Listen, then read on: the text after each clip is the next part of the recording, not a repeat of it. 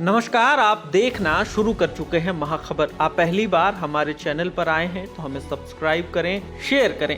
संसद भवन में हुए आतंकवादी हमले की आज 21वीं बरसी है। 13 दिसंबर को 21 साल पहले लोकतंत्र का मंदिर कहे जाने वाले भारतीय संसद पर आतंकी हमला हुआ था। आज ही के दिन संसद भवन पर उस समय आतंकी हमला हुआ था जब शीतकालीन सत्र चल रहा था। पाकिस्तान से आए 5 दहशतगर्दों ने संसद भवन परिसर में घुसकर गोलीबारी की थी। इस आतंकी हमले में देश के 9 वीर सपूतों ने अपनी जान की परवाह न करते हुए सर्वोच्च बलिदान दिया था। आज इस मौके पर इन वीरों को श्रद्धांजलि अर्पित की जा रही है। इन जवानों ने आतंकियों को मुंहतोड़ जवाब देते हुए उनके संसद भवन में घुसने के मंसूबों को नाकाम कर दिया था। हमला उस वक्त हुआ जब संसद के शीतकालीन सत्र के दौरान तमाम विपक्षी सांसदों के हंगामे की वजह से दोनों सदनों की कार्रवाई स्थगित की गई थी। उसी समय गोलियों की गड़गड़ाहट से संसद भवन परिसर गूंज उठा।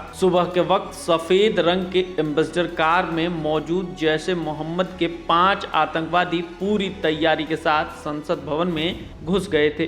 परिसर में आतंकियों की एम्बेसडर कार ने उपराष्ट्रपति के काफिले की गाड़ी को हड़बड़ी में टक्कर मार दी, जिससे सुरक्षा कर्मियों को उन पर शक हुआ। इससे पहले कि सुरक्षाकर्मी कुछ समझ पाते, कार में सवार आतंकियों ने गोलीबारी शुरू कर दी। उसके बाद संसद भवन की सुरक्षा में तैनात सीआरपीएफ के जवानों ने भी जवाबी कार्रवाई की।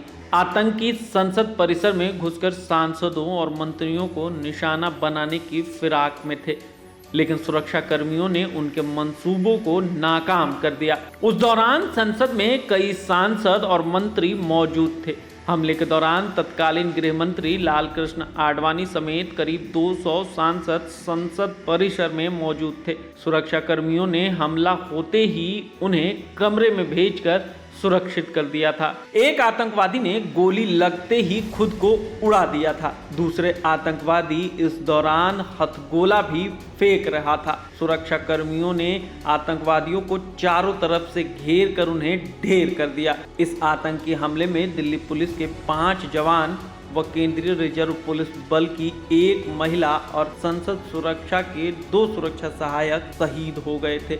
इस आतंकी हमले में एक माली की भी मौत हो गई थी। इसके अलावा न्यूज एजेंसी एनआईए के कैमरामैन की भी इस आतंकी हमले में मौत हो गई थी। आतंकी हमले की जांच में सामने आया कि इसका मास्टरमाइंड अफजल गुरु था, जो पाक अधिकृत कश्मीर में मुजफ्फराबाद में आईएसआई के कैंप में ट्रेनिंग ले चुका था। जांच में यह भी सामने आया कि संसद हमले में मारे गए 5 आतंकी पाकिस्तानी नागरिक थे। इसके बाद से भारत और पाकिस्तान के बीच रिश्तों का और तनाव बढ़ गया। सुप्रीम कोर्ट ने अफजल गुरु को हमले का दोषी करार देते हुए फांसी की सजा सुनाई थी।